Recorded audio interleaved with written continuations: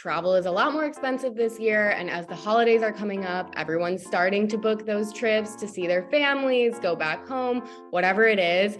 But there are some ways to save, even though the prices are quite scary if you look right now. So I'm going to share my top 3 ways to save on holiday travel this year. My first tip, and this is probably the most important, is to book your travel immediately. You want to set price alerts because they eventually could go down.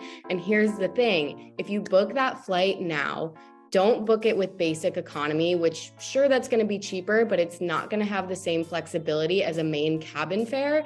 And if you do happen to see a cheaper fare later on, you can cancel the ticket that you already purchased, get a flight voucher in that same amount, and then rebook at the cheaper price. So essentially, you're going to save some money if the cheaper price does come up. My next tip, and this one is something I do every time I'm traveling somewhere that's not too far away, I will look up the cost of driving versus flying. When you take into account all of the time it takes to get to the airport, wait for your flight, potentially have a delay. So I always like to weigh that option, especially if I'm traveling with a bigger group like my family.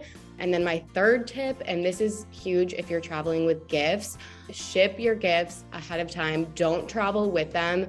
1, you're going to save on luggage costs, especially if you have a lot of stuff you're bringing. And 2, then you can travel carry-on only, which is my preferred way. It eliminates so much stress and waiting in those crazy lines, which this year the lines are going to be intense, especially if you're checking a bag. So ship everything that you can before arriving.